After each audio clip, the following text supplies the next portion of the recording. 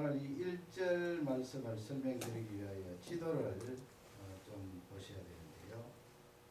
먼저 이 바벨론 나라의 지도를 보시겠습니다. 잘 아시는 대로 바벨론 나라는 지금 이 이라크 또 이란 있는 그 부분 사우디아라비아 이쪽으로 그렇게 큰 제국이 되고요. 또 이 바벨론 나라도 옛날에 고대에 지금 이때는 신바벨론이고요. 아주 옛날에 고바벨로니아라고 있었습니다. 그것도 이 메소포타미아 지역이라고 그러죠. 그 지역에서 일어났던 나라고요. 지금 이 바벨론은 주전 한 600년경에 일어났던 그런 바벨론입니다. 아수르 나라를 삼키고 일어난 강대국이 되겠는데요. 유다나라 임금님 한번 계보를 한번 생각해 보시기 바랍니다. 저번에 살펴본 대로 요시야 임금님은 선한 임금님이었고요. 그 요시야 임금님이 애굽 나라하고 전투를 하다가 전사를 당했지요. 그 착하고 선한 임금님이 전쟁터에서 죽게 되니까 그 다음에 이제 아들 여호아스라는 아들이 이제 왕이 되었어요.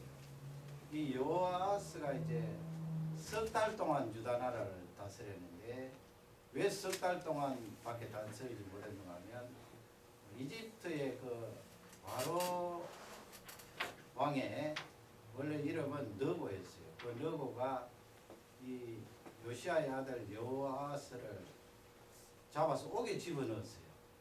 그러니 석 달 동안 나라를 다스리다가 이제 이집트 땅으로 가게 되어서 거기서 이제 사망하게 되는 거예요. 요시아의 아들 요야아스가 그렇게 폐위가 되고 요시아의 또 다른 아들이 있습니다.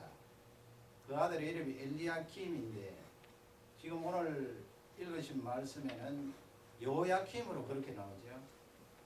그것은 이제 이집트 나라가 이 엘리야킴을 유다 나라의 왕으로 세우면서 이름을 바꾸었어요. 여호야김으로 그렇게 바꾸어서 남쪽 유다 나라를 다스리게 했는데 이집트 나라가 그렇게 세우게 된 거죠. 그 여호야김의 아들이 여호야긴입니다. 이름이 비슷한데 니은이에요. 여호야까지는 같은데 그 긴 니은이에요. 여호야긴이고 그 여호야긴 다음에 시드기야라는 임금님, 유다 나라의 마지막 임금님인데 이 시드기야는 그 마따디아라는 그런 이름인데 이 사람도 이름을 바꿨는데 이 사람은 바벨론 나라에서 세운 왕이에요. 그 혈통은 요시야 임금님의 다른 아들이에요. 그러니까 막판에 가서 요시야 임금님의 아들 가운데 3명이 유다 나라의 임금님이 되고 여호야긴은 손자가 그렇게 임금이 되는 그런 내용이 나와요. 오늘 1절을 보면은 이 여호야김, 엘리야김이라 그랬죠. 이 임금님 때에 그 바벨론 나라가 이제 올라왔다. 임금님이 누구예요? 느부갓네살이라고 하는 임금님인데요. 지금 지도를 보시면 위쪽에 그 파란 첫 번째 그림입니다. 바벨론 나라가 저렇게 큰 영토를 차지하고 있었는데요. 첫 번째 그 파란 화살표 보면은 화살표 끝이 하란이라는 곳이에요. 아브라함이 왜 갈대아 우르에서 출발해서 하란을 거쳐서 가나안 땅으로 내려오잖아요. 그때 당시만 해도 그 이집트의 바로의 그 느고라는 그 왕이 세력을 펼쳐서 이 하란 지역으로 차지하고 있었어요. 그러니 이 바벨론 나라가 세력을 확장시키려고 하니까 이집트가 딱 버티고 있기 때문에 남쪽으로 내려가지는 못하잖아요. 그러니 이 바벨론 나라의 느부갓네살의 아버지예요. 그 아버지가 이제 하란 지역으로 쳐들어가서 이집트 나라와 전쟁을 하는데 보기 좋게 패해버렸어요. 그래서 그 아들 느부갓네살이 그 아버지가 쳐들어갈 때는 609년 주전이었는데 그 아들이 이제 605년 BC 605년에 다시 이제 이 하란 쪽으로 쳐들어가서 이집트의 너고를 격파합니다. 그렇게 그 하란 지역을 무너뜨리니까 그 지역의 부근에 다 장악하게 되니 남쪽으로 이제 내려오게 되는 거예요. 그래서 그 화살표 그 밑에 보시면 빨간 라인이 되어 있는데요. 이 바벨론 나라의 느부갓네살이 남쪽으로 이제 내려오게 되는 거예요. 그 남쪽으로 내려오면서 이제 유다 나라를 쳤어요. 그리고 오늘 1절 말씀에 보면은 정확하게 느부갓네살이 이제 내려왔다는 말씀이 되어 있습니다만은 이 느부갓네살이 어떻게 침략을 했고 또 어느 정도 사람을 해쳤고 잡아갔다는 그 내용은 지금 본문에 나와 있지 않는데요. 이때 느부갓네살이 1절 말씀에 침공한 것이 1차예요. 1차. 예루살렘을 침공한 첫 번째인데 말이죠. 주전 605년인데 이때 많은 사람들을 잡아갔어요. 1차로. 여러분 그때 잡혀간 유명한 성경의 인물이 있잖아요. 누구예요? 1차 때 잡혀간 사람이 바로 다니엘과 세 친구 사드락과 메삭과 아벳느고. 그 1차 때 제일 먼저 이렇게 바벨론 나라로 포로로 잡혀가게 되었습니다. 그 다음에 이제 그림을 보시면 이제 이 파란 색깔 보시면 이 느부갓네살 왕이 남쪽을 점점 차지합니다. 유다 나라를 공격했고 그 다음에 주전 604년에는 블레셋 지역 그 예루살렘 있는 그 옆에 해안 쪽으로 저쪽이죠. 지중해 쪽으로 그렇게 블레셋 땅을 차지했어요. 차지하면서 어디까지 내려가는가 하면 아래쪽에 그 파란색 되어 있는 대로 시나이 반도를 통과해서 이집트 땅까지 들어갔어요. 그 이제 전쟁을 벌여서 거기서 승리하게 되면 이집트까지 바벨론 나라가 삼키게 되는데 그 전쟁에서 느부갓네살이 패했어요. 그게 언제고 하면은 주전 602년이에요. 그래서 오늘 1절 말씀에 보면 여호야킴이라는 이 유다 왕이 3년 동안 느부갓네살을 섬기다가 그렇게 돼 있지요. 섬기다가 돌이켜서 배반했다 그렇게 돼 있는데 바로 그때예요. 왜 여호야김이 바벨론 나라 느부갓네살을 섬기다가 왜 배반했을까요? 이 여호야김은 이집트 나라에서 세운 왕이잖아요. 물론 뭐 혈통은 유다 혈통이 있는 왕이죠. 요시야 임금님의 아들이니까 말이에요. 하나님께서는 그런 부분에는 이방 나라들이 터치 못하도록 그렇게 섭리를 하셨어요. 왜냐하면 느부갓네살 임금님이 지금 패해서 자기 나라로 돌아가니까 기회는 이때다 하고 여호야김 임금님이 배반을 한 거예요. 배반하면서 이집트 나라와 손을 잡게 된 거예요. 그러면 여러분 이 바벨론 나라가 보통 나라가 아닌데 가만히 있을까요? 가만히 있지 않고 다시 쳐들어 내려와요. 그래서 빨간 그림을 보면은 이 느부갓네살이 다시 쳐들어오는데 그게 10절 말씀이 있어요. 처음에는 왕이 오지 않고 그 부하들 장수들을 시켜서 이 예루살렘에 보내는데 예루살렘에 달랑 산 위에 있잖아요. 그러니까 이 신하들이 군사들을 데리고 예루살렘에 꽉 에워쌌어요. 에워싸고 있는데 11절 말씀에 가면은 왕이 이제 뒤를 따라서 군사들을 더 데리고 왔겠죠. 예루살렘 성을 에워싸는데 그 밑에 저번에 살펴본 대로 히스기야 터널이 있어서 기온샘에서 물이 실로암 쪽으로 이렇게 흘러서 성 안에서 물은 먹을 수 있습니다만은 이 양식이 문제잖아요. 그렇게 에워싸버리면 양식이 문제고 지금 계속해서 전쟁을 하고 있기 때문에 유다 나라가 버텨낼 재간이 없는 거예요. 그러니 좀 이따 이제 항복하게 되는데 그때 임금님이 바로 여호야김의 아들이에요. 그래서 10절부터는 여호야김의 아들 여호야긴이라는 그 왕이 다스릴 때인데 불과 얼마 안 됐죠. 그때 이제 2차로 공격을 받아서 이제 무너지게 돼요. 예루살렘이 무너지게 되는데 그것이 이제 13절 말씀에 가면은 이 느부갓네살의 2차 공격 때는 뭘 하는가 하면은 예루살렘 성 안에 있는 보석들 다 가지고 가요. 그리고 예루살렘 성전 안에 이 성전의 기구들 있잖아요. 그리고 그릇들, 그 금으로 된 그런 그릇들 다 빼앗아. 그게 다니엘서 1장 서두에 잘 나와 있습니다. 다 빼앗아가요. 2차 침공 때. 그때 여러분 잡혀간 선지자가 있는데 누구일까요?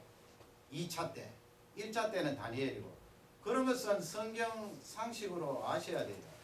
그때 선지자가 바로 에스겔이라는 선지자예요. 에스겔이 2차 때 잡혀가서 바벨론 나라에서 이 포로 생활을 하게 되는 내용입니다. 13절에는 그렇게 성전의 기구들이 다 빼앗기고 14절 말씀에 가면은 거기는 어떻게 되어 있습니까? 이 느부갓네살 사람들을 잡아가지요. 어떤 사람을 잡아갔는가 성경 기록자는 기록을 하고 있는데 거기 보면은 뭐 방백들 돼 있으니까 관리들이 고위직에 있는 관리들 또 용사들이니까 이 장수들이 되겠지요. 부대를 지휘하고 군사들을 통솔하는 장수들을 잡아가고 또 일반 백성들도 잡아가고 그 숫자가 1만 명이라 그렇게 되어 있는데 뒷부분에 보면은 거기 공장이 나오는데 공장은 사람을 말해요. 그 기술자들 그리고 거기 대장장도 있잖아요. 그때 전쟁을 하려면 이 대장장들이 칼을 만들고 창을 만들고 그렇게 했는데 이 바벨론 나라에서 정책적으로 다 잡아가는 거예요. 이제는 유다 나라가 더 이상 일어설 수 없을 정도로 관리들 잡아가지요. 싸움 잘하는 장수들 잡아가지요. 기술자들 잡아가지요. 백성들 똑똑한 사람 잡아가지요. 그러니 어떻게 유다 나라가 다시 일어날 수가 있나요? 이렇게 2차 침공 때 유다 나라가 큰 피해를 입고 죽는 사람도 많았겠죠. 그것을 성경은 오늘 이 24장에서 기록을 하고 있습니다. 그러면 여러분 한번 생각해 보시기 바랍니다. 이런 배경을 가지고 이 왕하 24장을 읽어 내려가는데 하나님께서 왜 그러면 이 유다 나라를 이렇게 무너뜨리셨는가? 그걸 이제 찾아야 돼요. 하나님의 백성이잖아요. 하나님께서 그 혈통적으로 아브라함 때부터 시작하여서 이 이스라엘 백성들을 선택하시고 그 이스라엘 백성들을 통하여 예수 그리스도 오실 것을 계속해서 예언해 주셨는데 왜 이렇게 철저히 망하게 하셨을까요? 13절 뒷부분의 말씀 보면은 그런 말씀이 있어요. 여호와의 말씀대로 되었더라 그랬어요. 하나님의 말씀대로 되었더라. 원래 하나님께서 하나님 백성들 뽑으시고 하나님 백성들이 망하도록 말씀하셨나요? 그런 게 아니에요. 거기서 하나님 말씀대로 되었더라 이 말씀은 이스라엘 백성들과 함께 하나님께서 언약을 세우셨는데 약속을 하셨는데 그 약속은 너희들이 나와의 관계에 있어서 관계를 깨면 망할 것이다 하는 내용이에요. 압축하면 너희들은 나의 자녀이고 나는 너희들의 하나님인데 나는 너희들을 향하여서 절대로 관계를 깨지 않는다. 그러나 너희들이 나를 향하여 관계를 깨어버리면 망한다 하는 그 말씀이에요. 그 말씀대로 되었더라 하는 것을 이 기록자는 성령의 감동으로 기록을 하고 있는데요. 3절 말씀에 가면 좀 더 구체적으로 하나님과의 관계를 깬 것이 무엇이냐 하는 것을 3절 말씀에 기록을 하고 있는데 거기에 3절 말씀에 보면은 여호와께서 명하신 대로 그렇게 되어 있고요. 그 앞쪽에 보면은 유다가 이 일을 당한 것은 그렇게 되어 있어요.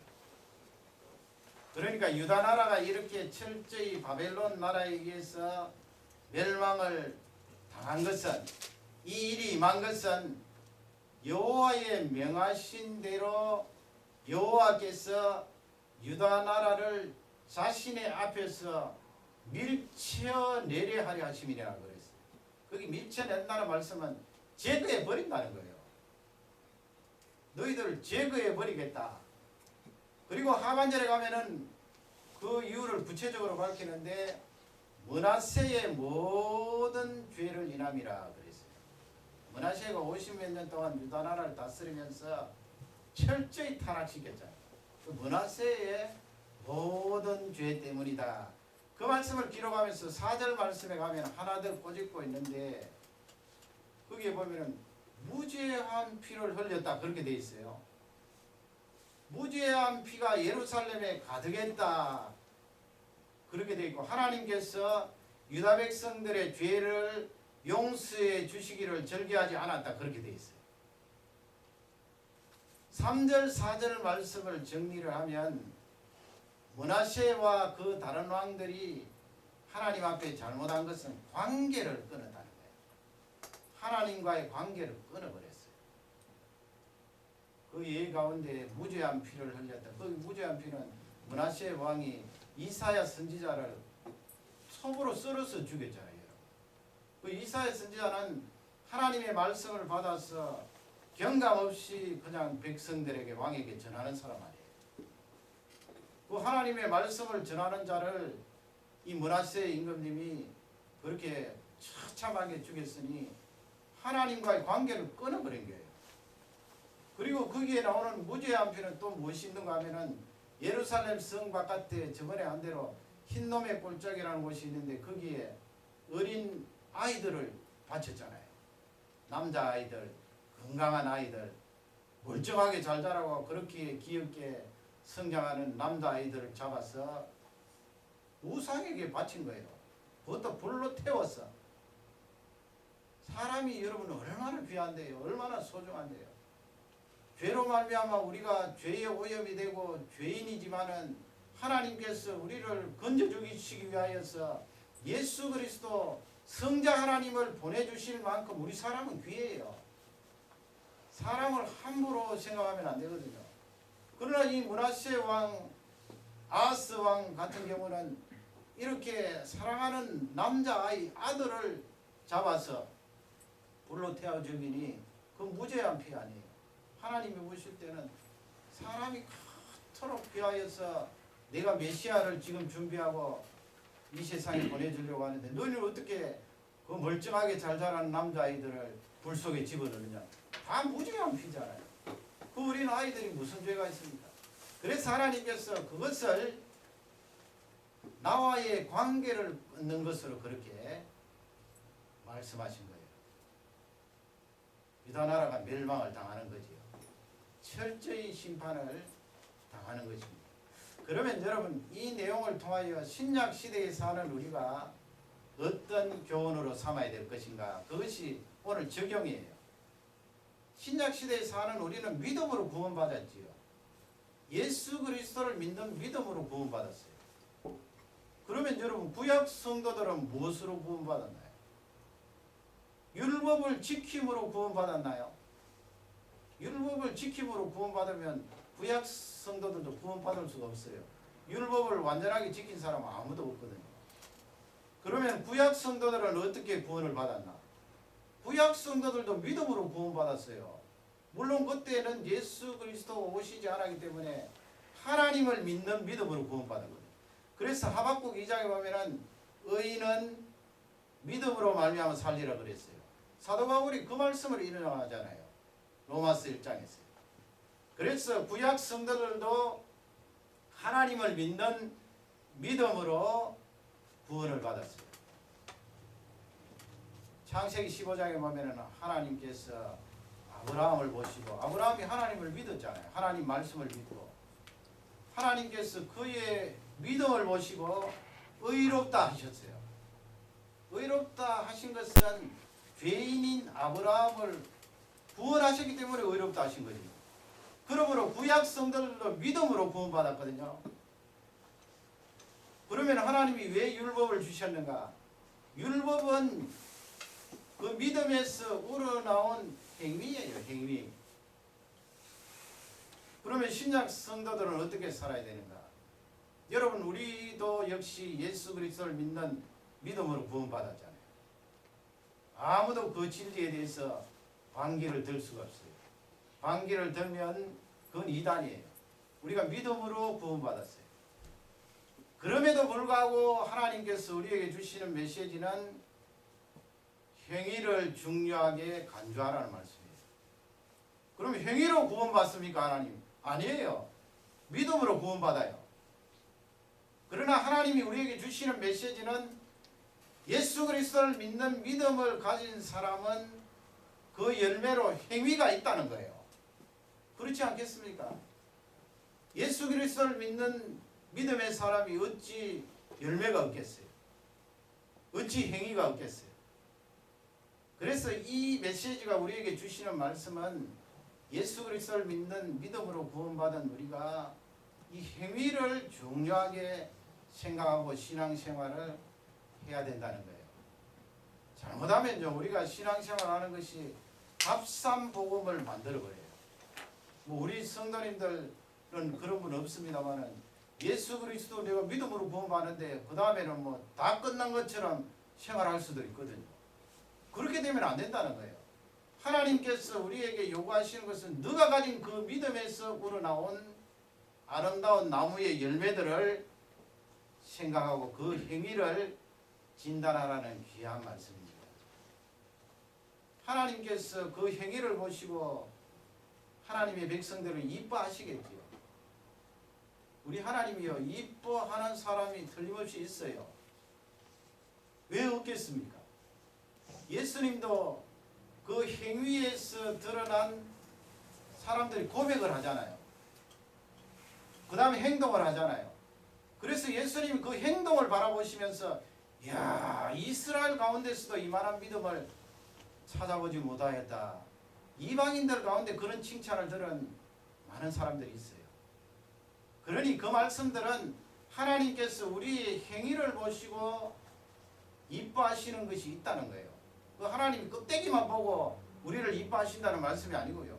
그 하나님이 보신 행위는 그 속에 믿음을 담고 있기 때문에 믿음과 행위가 어우러진 그 아름다운 헌신을 바라보고 하나님께서 이뻐하신다는 거예요. 저는 저번에 그 정재원 박사님 오셨을 때 야, 그런 생각을 했어요. 저분은 참 하시는 거 보니까 하나님께서 이뻐하시겠구나. 그분이 그렇게 말씀하시더라고요. 강사 초청이 들어오는데 그렇잖아요. 그 바쁜 분이 그래 강사 초청 들어오는데 뭐 수십 명 되는 교회도 들어오고 수천 명 되는 교회도 들어오는데 자기가 골라서 갈 수 있잖아요. 예를 들면 내가 바쁘니까 하나님 아버지 그래도 많은 사람 앞에 복음을 전하면 더 효율적이지 않습니까? 그래서 수천 명 되는 데만 갈 수 있어요. 하나님께서 그것을 가지고 그 정 박사님에게 정죄를 하겠습니다. 그러나 그분이 하시는 말씀은 골고루 가신대요. 큰 교회 작은 교회 가리지 않고 몇 명 안 돼도 초청이 들어오면 내가 처음 갔던 데면 받아들인대요. 간대요. 그리고 그분이 작은 교회 갔을 때 저는 깜짝 놀랐어요. 왜냐하면 우리가 뭐 식사 대접 부족하고 나면 식사 대접하고 뭐 그렇게 또 하니까 폐가 될까봐 그분들은 하나님 앞에 드리는 거지만 매번 그렇게 감사헌금을 했더라고요. 적은 액수도 아니고. 그리고 마지막 가실 때는 당신들은 이미 사업체를 경영하고 하나님 앞에 복을 받았기 때문에 사례비 안 받잖아요. 제가 카드 속에 넣어서 끝까지 들었는데 안 받더라고요. 그러니 여러분 하나님께서 그런 분들 보시면 얼마나 이뻐하시겠어요. 이뻐하신다고요. 우리가 하나님을 보면서 하나님 차별하지 마십시오. 그런 이야기 할 수가 없어요. 믿음에서 우러나온 행위가 그렇게 반듯하기 때문에 하나님께서 이뻐하시지 않을 수가 없어요. 하나님이 이뻐하시면 본인들에게 그 후손들에게 복을 주시지 않겠습니까? 얼마나 귀한데요. 저는 다윗을 보면서 다윗이라는 분의 존경을 받는 것은 그분이 실수해서 넘어진 것도 있고 또 하나님 앞에 참으로 이쁘게 행위가 반듯한 부분도 있어요. 실수해서 넘어진 것은 우리가 잘 알고 있지 않습니까? 남의 아내를 취하고 그 아내를 취하기 위하여서 그 아내의 남편을 전장터에 일선에 보내어서 죽게 하고 살인죄를 짓고 간음죄를 지은 거죠. 하나님께서 그 부분에 대해서는 철저하게 채찍을 내리치는데,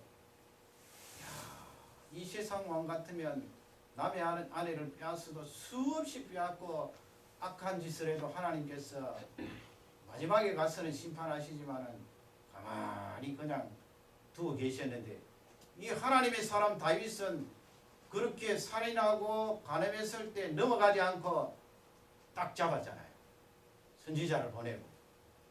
그리고 그 후궁들이 백주의 욕을 당하게 하고, 사랑하는 아들이 다른 아들을 칼로 죽이게 하고, 그러니 집안에 칼부림이 일어나고, 그리고 그 아들을 통하여 자기는 쫓겨나서 왕의 자리에 머무르지도 못하고, 하나님이 회복시켜 주셨습니다마는 다윗을 철저히 징계하는 내용을 볼 수가 있어요.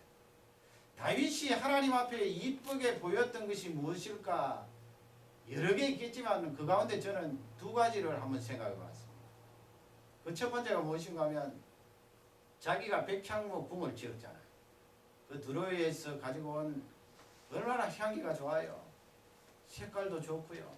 그것을 가지고 궁궐을 지어서 향긋한 냄새가 나는 거기에서 누워서 잠을 청하는데, 이 다윗은 잠이 오지 않는 거예요. 왜 잠이 오지 않습니까? 하나님 아버지, 나는 하나님께서 뽑아주신 그 은혜로 말미암아 이 하나님의 백성들을 다스리는 치리자가 되어서 지금 우리 식으로 말하면 이렇게 백향목궁에서 호강을 누리고 있는데, 하나님의 괴가 있는, 언약궤가 있는 그곳은 지금 천막입니다. 하나님, 천막이 되어서 바람이 불면 펄렁펄렁 하는데, 하나님 아버지, 내가 하나님의 전을 짓겠습니다. 그것도 다짜고짜 하나님 앞에 하나님의 전 짓겠다고 말씀하고 짓는 것이 아니고요.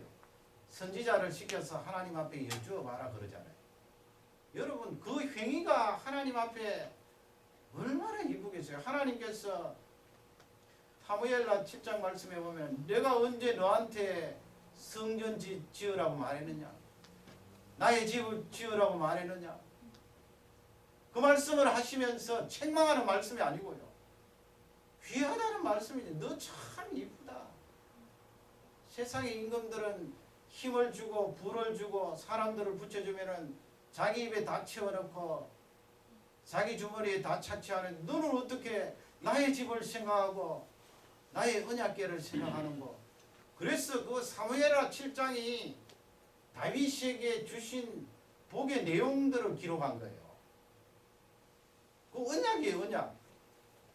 너의 위가 대대로 영원토록 지속되리라. 너의 후손을 통하여 예수 그리스도 메시아가 오시겠다. 하나님이 이쁘시기 때문에 다윗의 혈통을 통하여 은혜를 베풀어 주신 거예요.